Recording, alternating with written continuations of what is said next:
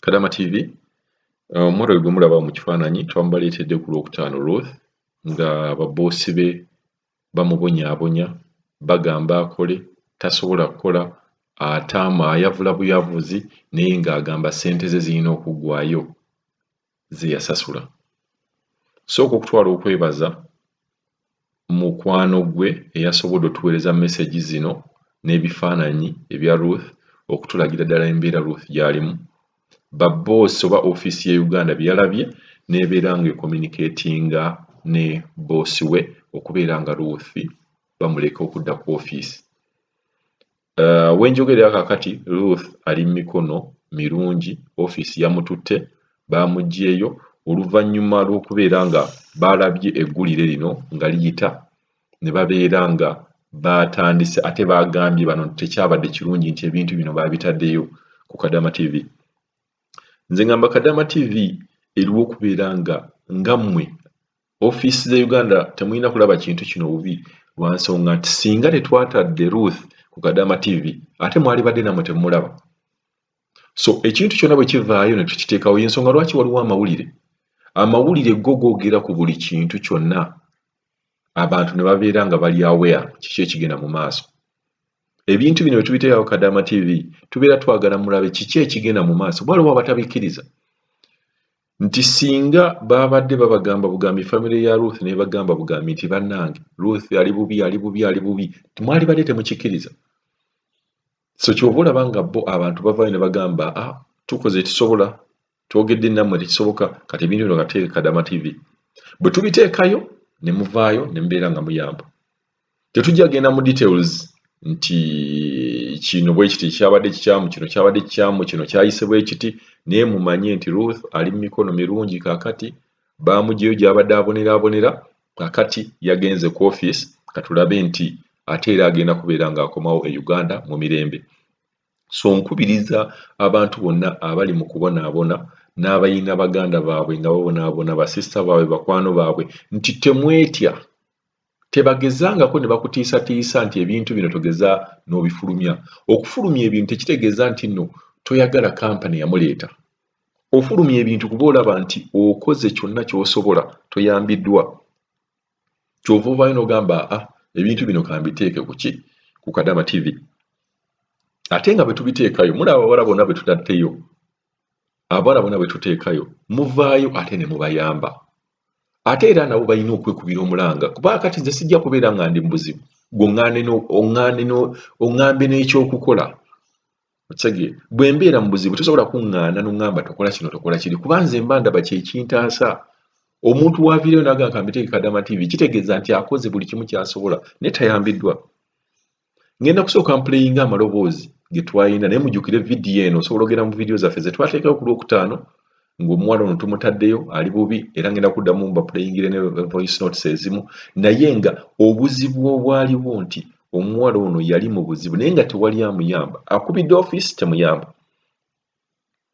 Kuba temumanyi nti walibeerawo n'obuzibu ofiisi waliwo obudde bwe butuuka nga ofiisi eri ebuwarabu tekolagana na ofiisi eri Uganda ne babeera nga bayina obutakkaanya nga bo bafuna obutakkaanya.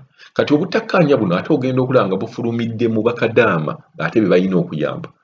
Ofiisi ya Uganda ekubira ofiisi tugambe ye Saudi muyambe omwana ono, ofiisi ye Saudi egamba ffe tukoze buli kisoboka.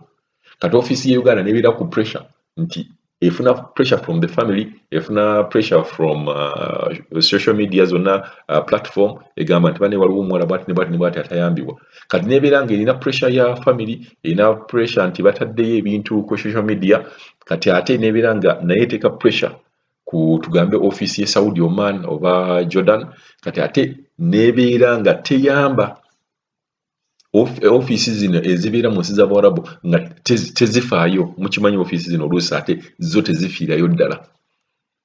So awo wenkubira omulanga nti vidiyo yonna omulanga guno oguyita Kadama TV abaana babeera bagutaddeyo kuba abeera tafuna buyambi oba tafunye buyambi. Y'ensonga abaana bonna abataddeyo vidiyo zaabwe bavaayo nga bawangudde nga bafunye obuyambi. Naye ate ne mubawereekerezaako lwaki mwataddeyo vidiyo Kadama TV. Mwagala agiteekewo. abaagiteekayo naye nga yeerwanako. Kati sooke tuwulire biki ebyaliwo na kaakati biki ebiriwo, naye nga kyemulina okumanya amawulire gasanyu ge tulina nti Kadaama ono yafunye obuyambi. Ffe ekyo kyokka kye twetaaga, tewali kirala. Wuliriza bulungi biki ebyaliwo. Mr. Kadaama TV olaba ekyo ekifaananyi waggulu oyo omwana nga tannaba kulwala bw'atyo bwe yali. Kati wano wansi ng'alwadde olaba yenna talinaamu na tusaayi yadde. Kati kiri kyensobola okusindika omwana yaba ali bubi talinaamu tusaayi yadde n'agatambula omwana takyasobola kyokka abawala bwe bamukuba bamugamba asooka agenda akole. Ba Mr. Kadaama TV tuyambe mukwano.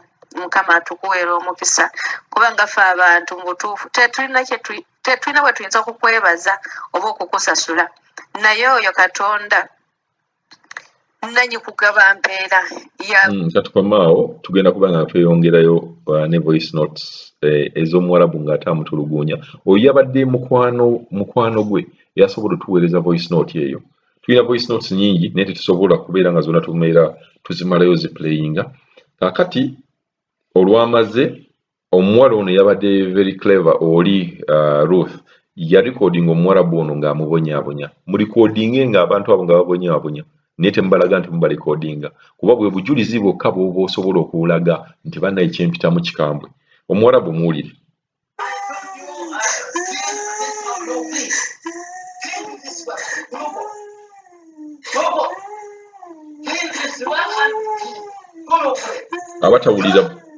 Abatawulira bulungi ndooza mu background muwulira omuwarabu ng'amugamba cleaninga otegeera clean this one mumuwulira bulungi nnyo kwegamba ye tafuddeyo ku muntu ono ayavula abadde takyasobola na kubeera nga asobola okwewanirira bulungi mulwadde naye omuwarabu amukaka abeere ng'akola.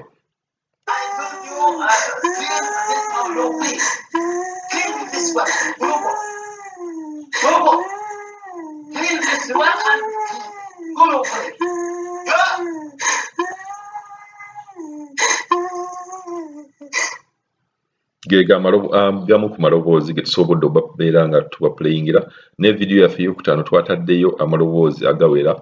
Kaakati kampani ye Uganda yakoze ekisoboka n'ebeera nga ekontaktinga ne kampani eri mu nsi z'Abawarabu okubeera nga omuwala ono anunulwa okuva oluvannyuma lwe balabye nti vidiyo eno yagenze Kadaama TV.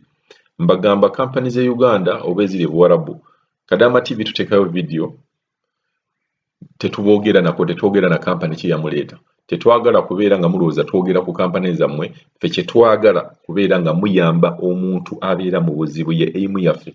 Aimu yaffe si kumanya ani yamuleeta ani yamutwala naye gwe oba okimanyi nti kasita tuteekayo vidiyo eyo oba okimanyi nti gwe wamutwala tubeera twagala oyamba omuwala ono.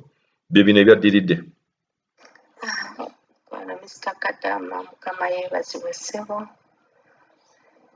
Ogamba otya mukwano kyebale kyona ky'okola tusiimanye empeerezaayo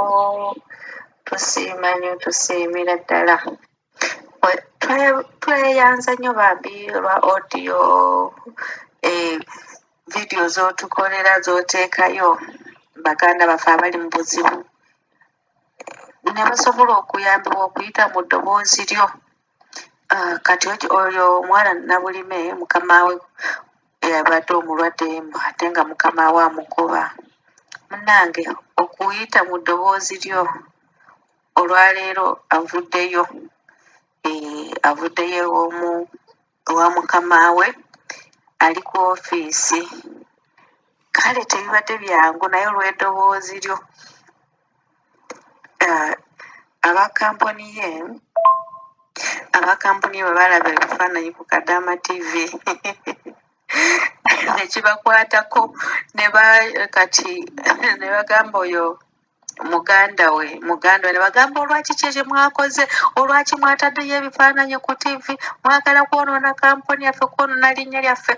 Nagamba kale nayogera ebigambo bingi naye okusinziira kibambi kye wakola kyabapushiza okulaba nti bayamba omwana era olwaleero luno avuddeyo. Tuli basanyufu nnyo. Weebale nnyo mukwano, Mukama akwongera omukisa.